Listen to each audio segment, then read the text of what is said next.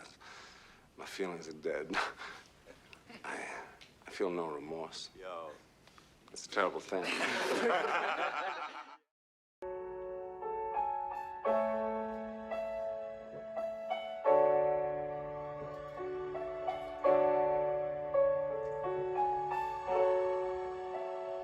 Marathon is just about seeing long term, seeing a vision, understanding that nothing really worthwhile happens overnight, and just sticking to your script long enough to make something real happen.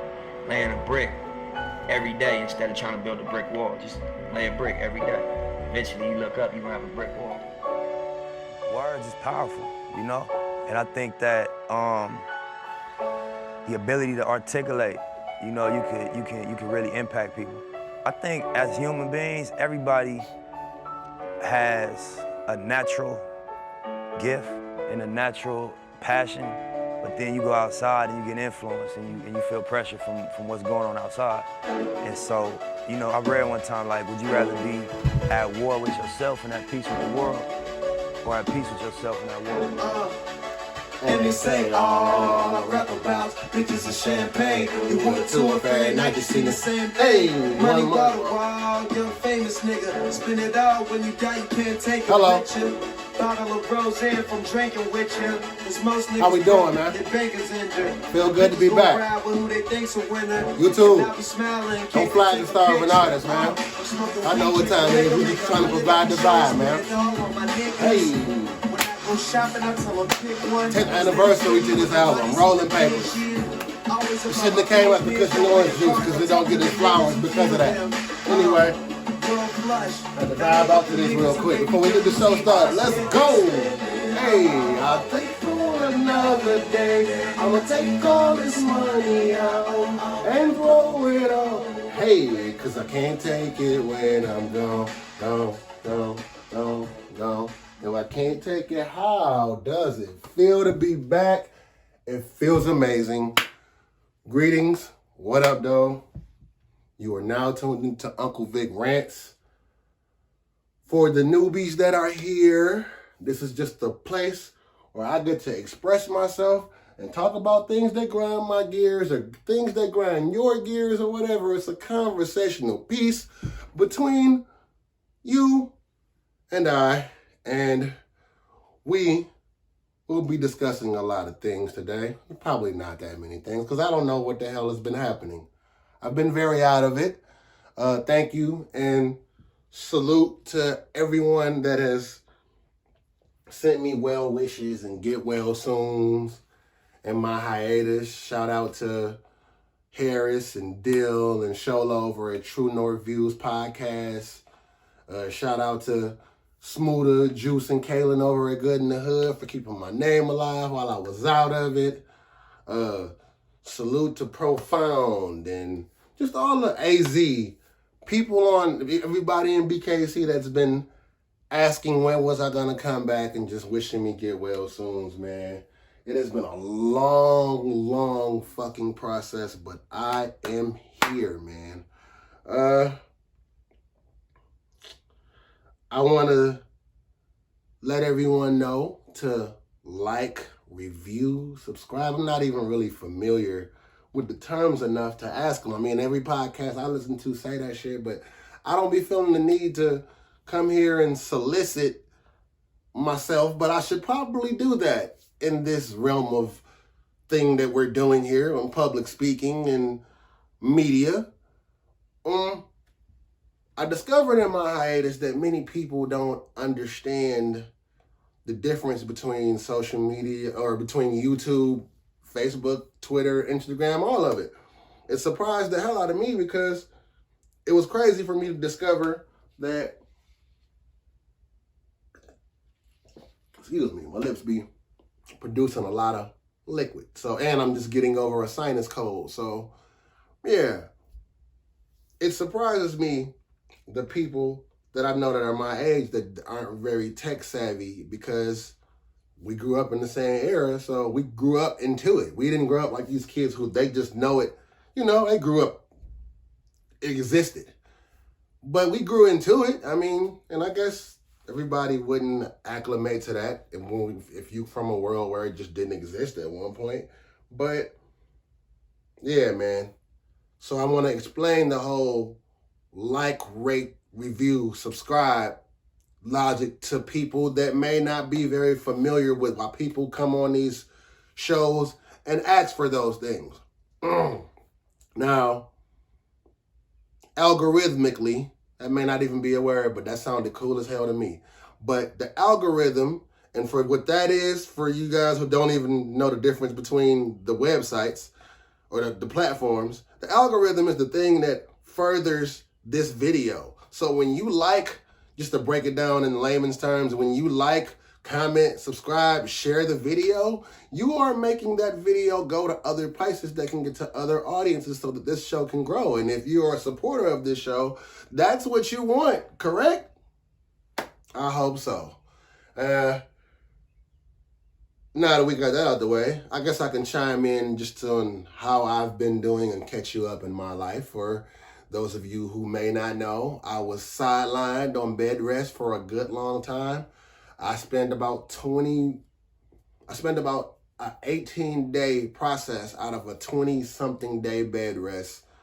Sidelined, viral infection, back spasms, all types of different pains and things that I had never felt before in my body. And it was not COVID, according to the medical staff at Firelands Hospital. It was a viral infection. And whatever that is, I do not understand what that is, but I know that I've had every single medical procedure that a person could have possibly had in that month. And with medical help, I shook back, but they just didn't even understand it. I guess it was like COVID's little cousin or something. I don't know. I don't get it. But thank you for everybody that had well wishes. I guess I can go there. I was finna go into just talking about support. Or, okay, let me just cap that support thing. Yo, don't facade. If you support somebody, really support them. People, they say, you know, people will buy Jordans, but you won't support your man clothing line. Or I don't subscribe to that logic completely. Because I feel like sometimes your man's mixtapes is trash. Sometimes your homegirl body butter is garbage. There's some people that watch this show and probably be like, man, I'm Vick my nigga, but I don't like that shit. And that's cool. Everything isn't for everyone, and everyone isn't for everything. But if you're going to support something, support it. In my time, I try to get to as many things as I can when I interact with other creatives in these mediums where they may have a show, or they may have a mixtape, or they may have a, you know, I try to do what I can. Some of it I like, some of it I don't. The things I like, people understand. They see me support them, they see me tweet it, they see me share it. Shout out to my guy, Weed and Battle Raps.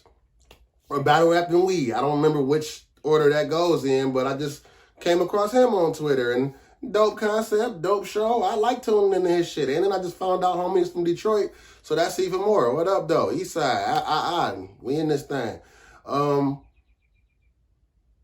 Just genuinely support it. I get tired of people like feeling like you have to do this for the sake of, oh, that's my people, or that's my homie, or that's my, no, I don't support everybody's shit. I got cousins and people who do music and do stuff. I don't want to say that I don't support, because I support it in the sense of I'll go like it, I'll go share it, or I'll go depending on how I feel about it. Because I ain't sharing nothing personally.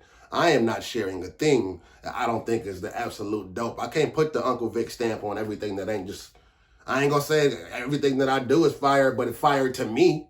So if it ain't fire to me, I ain't gonna, you know, it is what it is. But that's what I'm saying. Support something genuinely. I had to really get on conversations with people where I was calling people to just say what's up. And they was like, hey man, I'm gonna download your podcast. And I didn't ask you to do that. I just wanted to say what's going on. How are you doing, sir? Damn, how's life treating you? How's your kids? How's your woman? Like, you don't have to feel guilty to support me because you know me. And I say that because also, with me knowing as much people, there are some people who support. I've had conversations with people that support ain't watching no fucking clip on Instagram, man. Let's be clear about something, right? Support isn't watching a clip on Instagram. This is a YouTube page, bruh. So the views count there. The subscription base counts there. So I've gotten phone calls from people that'll call me and say, hey, man, that shit dope. Yeah, I only seen the clips on Instagram, but how can you tell me if the product's dope if all you saw was 60-second clips? And I know some people, like, we have this automated call and response to everything. You ain't got to act like you're supporting something. If you ain't supporting it, don't support it. And if you are, support it. And you could do it however way. Some people don't want to share. Some people don't want whatever. But actually make it count. Don't just be talking to people that are talking about just supporting some shit and you think some likes and some key emojis is supporting. You don't get the fuck out a creative's face talking like that, because everybody has a little bit of something. Everybody got something going on, whether it's a body butter or a mixtape, or we're in a society where we're living in a capitalist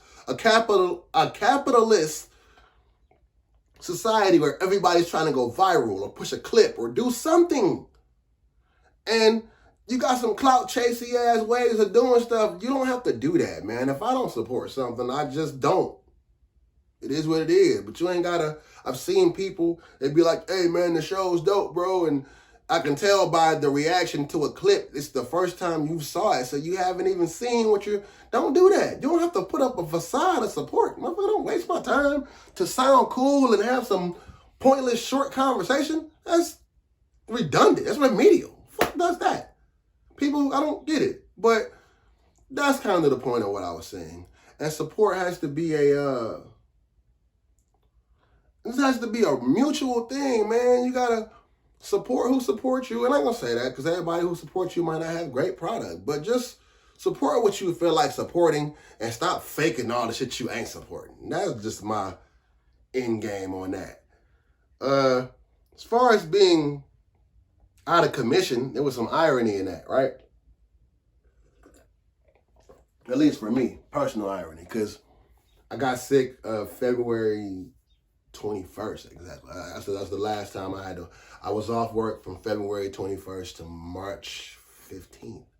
And it was an ironic time for me personally, because 20 years ago today, when I was 18, or that February 17th, at 18 years old, I had an experience with alcohol poisoning, and I ended up dying and coming back to life. Like, I ended up flat, like, my heart stopped.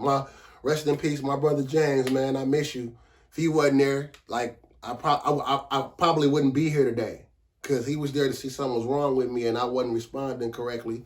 Me doing too much, just being young and stupid, doing young and stupid things, not understanding, not being knowledgeable of how alcohol worked at that point, but drinking too much nonetheless. And, it's a long story, and one day I'm going to tell that story. There's a platform that exists for that story, because I have a long history with alcohol and things of that nature from back in the day. But just, it was irony that I was getting reflective thinking, damn, 20 years ago, I could have been going at 18 years old. None of my kids, none of my things that I've acquired in life as far as just real, like, moments. I never would have gotten to become a man at all. I was an 18-year-old kid. And I was just being real reflective around that time. And then I have this infection comes along that sits me on my ass to the point of where I had to really start rethinking, like, yo, because it's a scary thing. It starts messing with your mental health. First and foremost, you're off work. Bills are going to keep coming. This is happening. There's a lot. So there's the financial aspect of it. There's the parenthood. I have kids in here. There's this is a new, fresh pain that I've never felt in my 38 years of living. So is this something that I may have to carry with me for the rest of my life? Could this be a situation where something may never be the same again?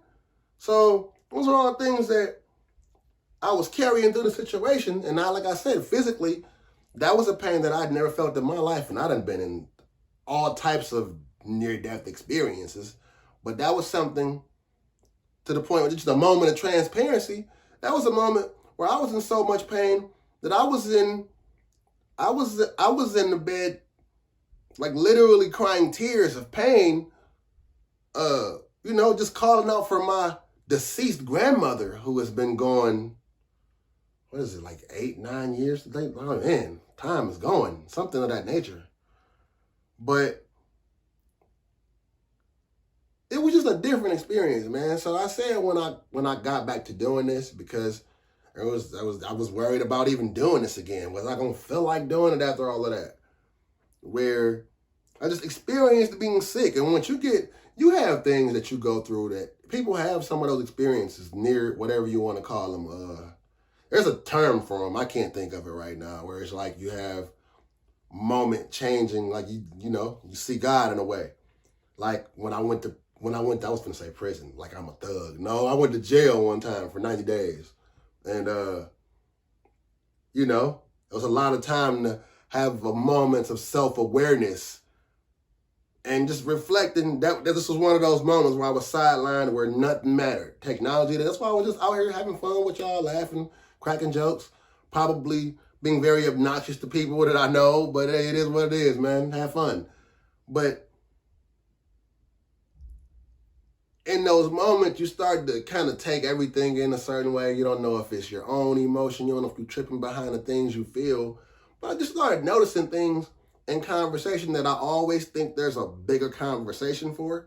This is how I am in that way. I guess it's one of the pros or cons of being an over-analytical person. But this is going to bother me. Because people are going to be watching this shit thinking this stuff in my order. Wipe that off the bottom of my cup, man. Anyway, what was I finna say? Yeah, man, there's a big conversation about it, because when you start analyzing things, like I said, being an over-analytical person, I'm having conversations with people while I'm sick, where I'm people care for you and they want to care for you. And then sometimes they don't. So sometimes people just want to support you for their selfish reasons. Sometimes people just want to be like, yeah, I called that nigga, he all right, man, he good. He said he good. People just want to check up on you to say, I did that, so I don't feel like. Sometimes people don't want to do it, but but they'll do it to not personally feel like a bad person. So sometimes it ain't really about you. It's just about them and their own personal things or whatever. Why am I thinking like that? I don't know. But you have these discussions, right, where I think people try to care for you and they passively disrespect you to a degree. Like, I was on Instagram Live, just for example. I was on Instagram Live when I first got sick. Maybe the first time, it is what it is.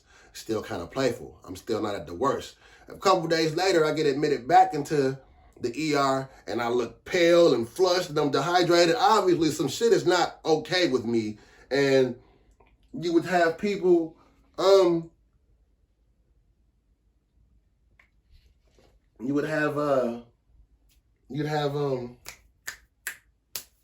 getting old, man. My memory's just going. You have people just, you good?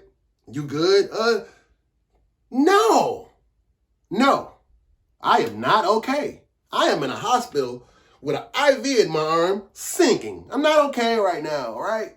And then you get people that they all of a sudden become house, or they start diagnosing you. Well, the one time I went to the urgent care and I had the same pain you had right there on your left side of the left side, then that must mean that you got a similar acute diabetic to the third power on your left. Like, what the? How you gonna tell me what's wrong with me? Like, I just want some support right now. I don't need you diagnosing me, house. Who the fuck? Or they get, and I'm trying not to be so vulgar, man. I'm trying, it's a balance. I just be talking like I'm in the house because I'm in my bedroom right now, man. But then you get the people that's like, hey, man, you should.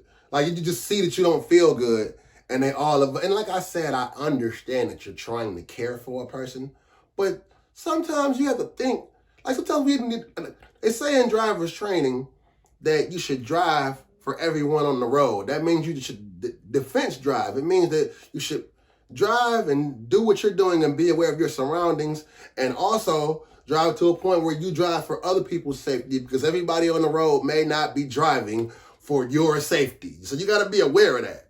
And I think it's the same thing. It's just reading a room. If I'm fucked up and I'm in some of the worst pain of my life right now, what makes you think I want to have some of these conversations? Now, some people, they know how to carry a conversation, because there's ways to be concerned. There's ways to receive information. There's ways to get everything that you want to know and care on the person without being assertively invasive. Like, people, they ask you some dumb shit. Like I said, people get to talking like who the fuck died made you Dr. Sebi? Where you start, hey man, you should drink some elderberry or some sea moss or some ginseng or some dandelion root or some what? Great job. I mean, because I never thought about any of this. I understand that we're in a situation where everybody's getting new forms of knowledge and you feel more empowered to spread the word. And I'm not saying don't do that, but if you see somebody is in a moment of sick, like, there's just ways to communicate effectively with people, I think, personally. But I think that people don't realize that. Like, we'll ask someone, and sometimes it's just sheer ignorance, and ignorance is bliss. So you just have to know when to differentiate what thing is happening. But there's some ignorance to it, but sometimes it's just like, you should know that ain't the question to ask. Like, if you just see me in the hospital, like I said, and you good? No, I'm not good. Have you ever seen a Hallmark, what does happen to get well soon? Or prayers and condolences? Or then, what happened to all, not condolences, like somebody dead, but what happened to just interacting with people in a way where it ain't all the way invasive? I ain't never seen a Hallmark card that said, you good? Maybe they should make those, because I also understand that it's a general automated question, but sometimes you got to think for the person that's in the situation. They might not want to hear certain things. So and I ain't saying walk on eggshells around nobody, but just communicate effectively. Know if you invading somebody's personal, like, people that's fucked up don't want to hear everything. Like, you know what I'm saying? And if you don't feel like walking around that or being respectful enough of a person's space to just try to put the baby gloves on. Like, if a baby fall and busts it, like, if a baby fall off a bed or some shit, you ain't gonna just be like, yeah, baby, you all right, baby? Nigga, like, you're gonna be a little delicate about it. So just, I'm just saying delicacy, man. That's all I'm saying. Delicacy. I spent a little too much time on that, but ain't like much happened in the news. And to be honest, if it has happened, it ain't like I know much of it anyway, because shit, I've been trying to get back to living my life like it's golden, get back in your face a little bit, trying to come outside. And it was a time where, everything was dark. It was like Darth Vader in here. And I, just wanted to come back in fresh and talk that shit in a way where I feel like I'm not babysitting myself because I got post-cancel culture PTSD type shit. Like, cause cancel culture would do that. It had me worried before I even started recording shows. And it's like, I don't know if I even know who I am, but I don't want to look up 10 years down the line and everything's changed and somebody be looking back saying I was too whatever then. But fuck that. You gotta live, man. Like, these people, man, I got a lot of time to get on people. But yeah, man. Now, I guess we're going to get into a somber part of the show. I'm going to say condolences and prayers to the family of Craig Mums Grant. I don't know if I said that in the episode earlier, so I'm just covering my bases, man, making sure I send prayers and condolences to the family of the poet and actor. He was on the television show Oz. For those who are not familiar, HBO. It's probably the reason why you watch shows the way you watch them today, in a more cinematic sense of series, hour-long episodes, more movie quality like. Oz was the first of these batch of shows that we watch. It could have been the second. I don't know if Sopranos or Oz was first. They may have came around the same time, but Craig Grant was a actor on that show, and it significantly stands out to me because as a kid, me and my little brother used to imitate him a lot because Oz is a greasy ass jail show. Shout out to my nigga Greasy Adebisi. He was, I think I talked about Oz on an episode previously, but my nigga, he was on there like, is that my cigarette on the tip of your lip? We was kids, bro, having fun. We used to say that shit to people all the time. Could have sworn I seen the motherfucker in my cell going through my personal effects. He fingering my cigarettes. Came out like nothing was happening, whistling he tuned. So I mushed his ass like, move motherfucker, make room. Hey, ain't that my cigarette hanging off the tip of your lip? I ain't even give him a chance for he confession, just leveled his ass with all that aggression. Left, rights to the Dolex, ha ha ha. Foots to the chest, uppercuts to the grill. I'm like, kill, he's like, chill. Take that for me even being in this place. Take that for that fucking CO baton across my face. Feel that for that lawyer who ain't give two fucks about me. And feel this for me being enslaved by poverty. Motherfucker, give me them damn cigarettes. Oh, these is Marlboros. I don't smoke these. But, he was 52 years old, man. And it seems like 50 and 51 and 52 is the new old age. And I just want to encourage us to, be healthier. Here's my Dr. Sebi shout out. Hey, drink your ginseng and your elderberry. And your...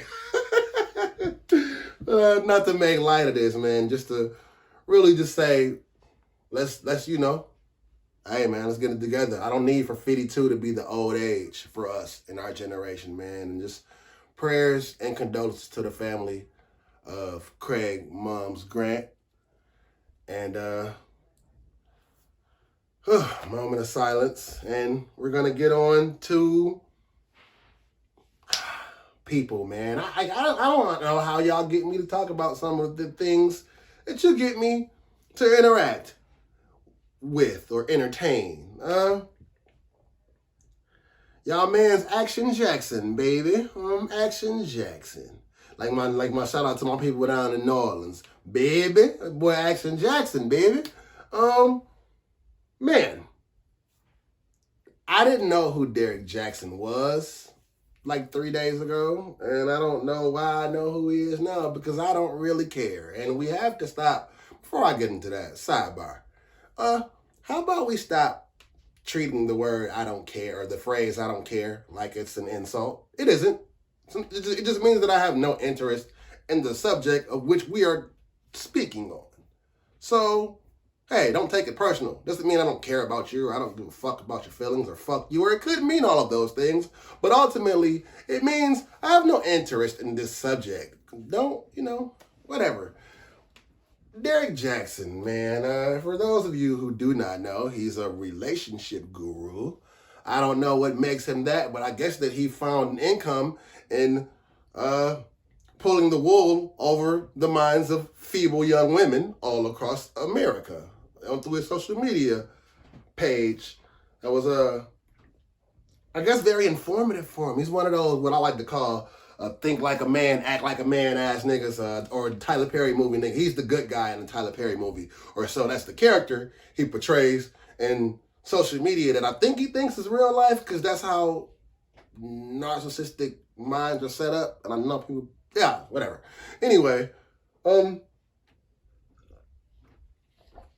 dude makes videos in his car where he's just basically dry snitching on male culture as if women don't know these things already, but I guess some of them don't. If we build an audience for it, I guess some of them do not know this, even though, let them tell it, they have women's intuition. If you got so much intuition, then why the hell couldn't you, where was your antennas when Derek Grace was selling y'all out, or whatever? I call him Derek Grace. See, I'm sorry.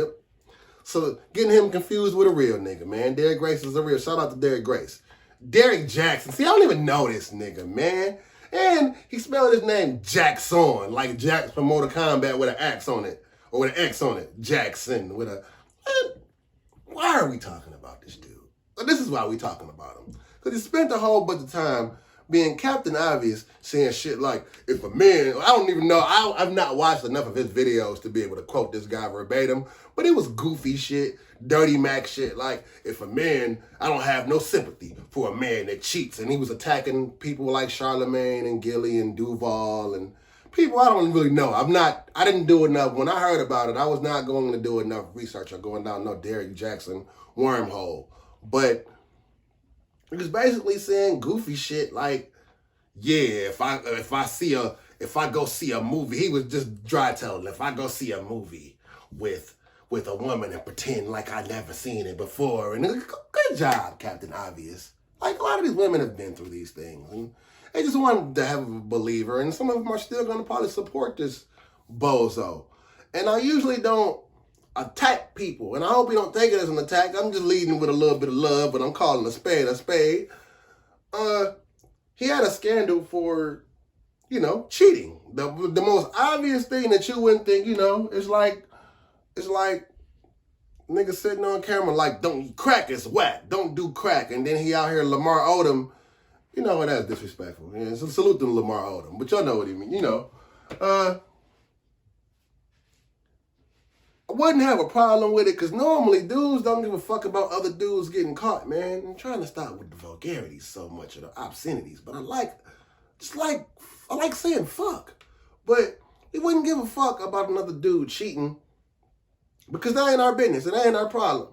I would, salute, the whole black men don't cheat, all that, and Derrick Jackson, his last name Jackson, Jaxen. He ain't no black man. He a black, I'm not gonna say that. I don't want shit to do with his melanin. The nigga was on the shit with the WandaVision turtleneck on, man. The reason why I guess he's getting wacko of the week. I didn't even have a wacko of the week. And I'm pretty sure he got donkey of the day and all of that good shit. But I mean, I feel like he's the obvious choice, right? So he can, the reason you get it is because you get on here and you say all this egregious shit to appeal to this audience of women, and you didn't have there was no sympathy for the people you was vilifying. Like you ain't out here doing all the same shit, you hoe ass nigga. I'm sorry, man. I be trying to. That's what I would say to him in his face, though, man, because he a sucker for that, dog, and not for nothing, but. And then he paraded his woman around, and he got her looking crazy. Now she on social media telling everybody she got the bonnet of fire or some shit like that. It's like she trying to position her bonnet like it's Fred Hampton's beret or some shit. She got the bonnet of fire. She a bonnet warrior or something like that. And I'm not ridiculing her for the sake of it. Just the nigga put you in this position. So now you look all crazy and you think you can go out on social media and you think you're going to be able to beat the internet because he done put you out here looking all crazy. You shouldn't even been in the video with that man. I am not going to spend too much time on it. I done spent too much time on it as is, but it just, like, why are these people famous anyway? I think Drake had a line in Lemon Pepper where he say something like that. There's too many famous people for not having any skill set. And I guess I'm not, I'm in the same predicament. I'm making videos right now, but there is no but. I'm making videos right now, and I shouldn't just be famous for just doing this. So I got to do some other shit. It's hurdles, it's humps. And I ain't saying that he wasn't doing other things. And like I said, man, I don't want to be negative about it. I'm going to be positively realistic. And he would get some sympathy from me if he's showing any sympathy when he was out here doing all this cornball shit for his liking. And that's what I'm saying, why you can't be on here portraying. You got to be yourself, man. Now you on here, you got this lady, you using God, you bringing God. It's just a lot of different things. And it's just from the little bit of stuff that I know about the nigga. I would say that I would go discover some more, but I don't want to, man. It's niggas like this that have you thinking, like, these are the 6ix9ines of the world. It's the same caliber. They cut from the same cloth.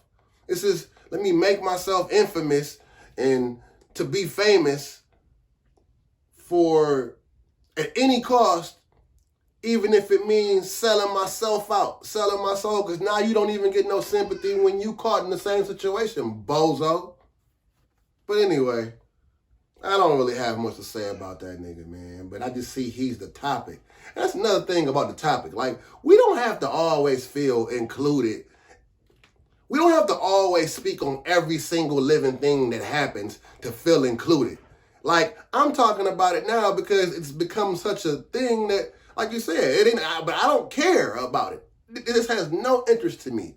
But I didn't want to have a big conversation about niggas doing sucker shit like that. This is the cloth that created 6ix9ine. This is the cloth, I hate to say it, but look at Bill Cosby in a situation where he got niggas in prison throwing hot dogs at him now, and you went and put all this money into all these establishments, and you didn't go back to that community of people in that same ghetto that you was vilifying and calling them baby mamas and baby daddies and hip-hop Negroes and all that goofy shit. You might have, all that goofy shit that Bill Cosby was calling these people. It's the very same rhetoric that keeps these people getting famous for having no skill set other than being phonies. And that's the part of it that I don't respect, and that's the reason why he gets wacko of the week for that. But end of the day, like I said, we don't have to comment on every single trend or story that happens, and I only say that to say this. You niggas didn't know who Derrick Jackson was neither. Everybody just get on and he this, he that, y'all didn't know who that man was, dude. Y'all did not know.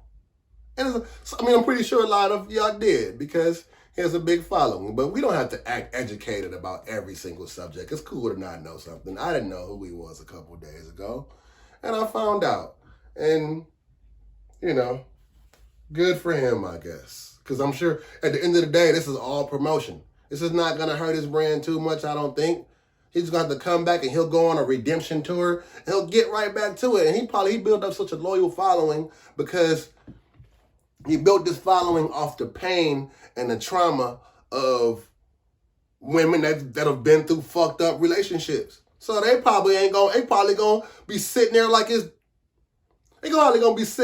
goofy ass wife holding the hand with the bonnet of the soldiers of misfortune bonnet of war on. Like, it is what it is. So, look, we all talking about it. And that's what I'm saying. We don't have to give everything light because that's what people like this dude and 6ix9ine and those type of people live for is the light. He did from what I know, the nigga did a response video to the response video. Like, he watched a video of him with his wife apologizing and reacted to that to respond to the public. Your marriage is crashing and burning right now, possibly, or maybe not, because she's standing there hand in hand.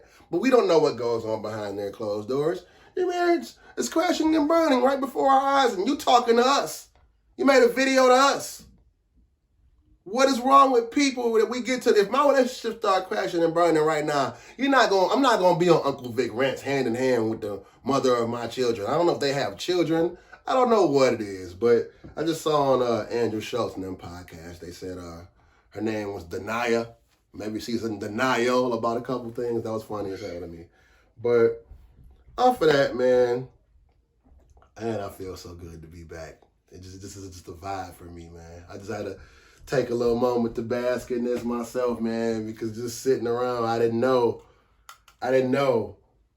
if I was going to, come back and just be comfortable in this, man, and enjoying myself, and it just feels good to be back. I hope it feels as good for you guys for me to be back as it feels good for me to be back. But before I get out of here, man, I got to talk about some music. A couple things dropped this weekend. It's a good new weekend. That one kid dropped. He was a Namir. I don't know which letters. Was YBN? Was him and Corday in the same crew? Was he a YBN boy?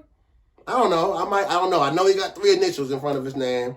But he had the album Vision Land, Young Boy Rap. It was cool. It was cool. I liked it. It was too young nigga-ish for me though. It was too young. The album, I like this intro. The boy got storytelling skills. He told a story about his life. You could tell his life real.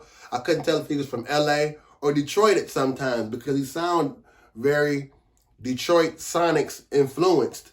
And but he, has obviously has a heavy LA accent. So, but it was a dope album, but I couldn't listen all the way to it because it was just too much. I'm 38 years old, man. I can't slap my dick in the bitch, get my money in the shit in my, I can't all day listen. I can sometimes. I want to just fuck hoes, rock ice, throw up gang signs, mob life, and all that good shit on some records, but I guess 20-year-old version of it, I can't hear all that all the time. I guess it's the old nigga creeping in my mind.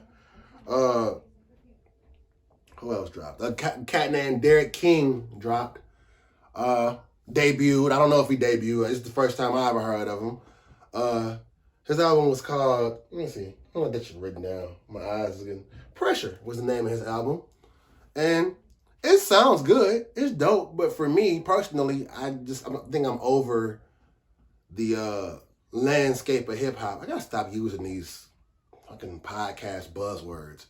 I'm getting tired of the majority just being riding the wave of what's hot today and the same flow and the sing-songiness of it. And it sounds good. There's a lot of guys that do that well. I'm going to keep looking out for them. It wasn't a bad project, but I'm just kind of over it being like a set thing. I liked when hip-hop was everybody just branching out, doing something different. I'm tired of the set. I want to see some run and gun. I'm tired of just seeing everybody play half-court ball. Saigon put a project out, Pain, Pleasure, and Prosperity, I think. And for me, a big Saigon person, I think he doesn't really miss, but I think he doesn't, I think he didn't get, he's in that same boat for, like, to me, Joe Budden and Banks and Fred the Godson and guys who just didn't get there. They made an audience in their lane, and that's their lane. And they never got the light shined on them the way I think they should have got the light shined on them. But this album it just didn't do it for me. And it hurt my heart because, and I don't like to talk about things I don't like. I feel like there's too many things out here that you can like to not talk about things I don't like. But for this one, it personally bothered me. There was no Just Blaze production. And I think it's missing that. And Saigon put on a project last year. I think it was Warning Shot. 777 maybe might have been the title of the album. But Saigon, it was just hard to hear. Like, it just needs to be produced. The rapping isn't bad, but it sounded too much like a rapper from 2007 trying to fit in 2010, but make 2021 music. And it was just too, and he was saying a lot of stuff, a lot of quotables, a lot of, Saigon packs a lot of message in his lyrics. So I don't want to, that's why it's hard for me to, this one kind of hurt my feelings. And I just want to, maybe he just needs the right, because it's a couple of joints on there that I liked. And there was, who did the Jaleel Beat? All the ones Jaleel Beats produced, those were slappers. Those was nice. I was like, yeah. And you could tell the other ones was just like a little, like what the beat might have supposed to have sounded like would have been great if it could have got to there. If it could have got to where it sounds like it was trying to go, maybe. But yeah, those, and he said he got a project with Jaleel Beats coming this year, so I'm still gonna keep listening to Saigon, but this one ain't do it, man. And then I was losing faith in this weekend's releases, and Vick Mensa, Chi-Town. Once again, shout out to Chi-Town again, a second time. Man, Vick Mensa, and he introed in with Just Blaze. Man, it was, and he introed in with the Just Blaze sound and the drop. It was like, yes. The album did what it was supposed to do, and it saved the weekend. But before I get out of here again, I do want to spotlight two albums that didn't come out this weekend. From a cat out of Jersey, well, two cats out of Jersey, actually. I just saw him do a freestyle on Bars on I-95, YouTube, and I just went and looked him up on Spotify. LX, I think that's his name. I hope I'm pronouncing it right. I could not be. I just discovered him yesterday. But LX, ELL space EX. It's two, and he's from Jersey. He went on there and he ripped, and he got a project. I want to say it's called 908. That project, great project. It came out the end of last year, but it's it's solid. I'm looking forward to seeing what he gives us in the future. And speaking, from a battle rapper, and I hate that I gotta say battle rapper on this because there's that stigma that battle rappers don't make good music, but New Jersey Twerk, Jerusalem, came out at the end of last year too. And this is a project I'm very familiar with. I listen to it a lot, but I just wanted to spotlight it because I was listening to it this morning, and damn, that project sounds good, man. From the intro, one of the hardest intros I've probably heard in the last 2 years. Just bravo to Twerk for that. And so we're talking battle rap. People have been asking me, we have a big moment. We have Cassidy and Hitman Holla battling April 3rd with RBE. And I'm glad we get to talk about battle rap because this is actually a form of hip hop that's near and dear to my heart. And I feel like if you're in my age range and you came in my era of hip hop, it's almost asinine for you to not like battle rap. But something happens in battle rap every blue moon where the masses watch and the casual fan comes. And I was actually getting text messages and calls and people who don't never watch battle rap. And it actually, kind of irksome when non-battle rap fans come to ask you about a battle, but ask me who I thought was going to win between Hitman Holla and Cassidy. And if you've watched the Hitman Holla and Cassidy's face-off, that's probably got millions of views now because casual fans see Cassidy, and it was almost a violent episode, and they're selling the hell out this fight. I wasn't. I usually don't pay to watch pay-per-view events. I'm paying for this one. But they got my $50. You for sure got it. Take my money.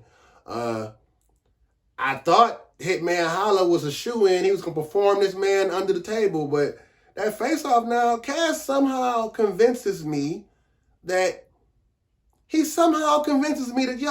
he could win this. So my verdict ain't out on this yet. But I will be tuned in too. So, and since we're on that, actually, the Born Legacy. I watched so much URL, I don't even know which event this is.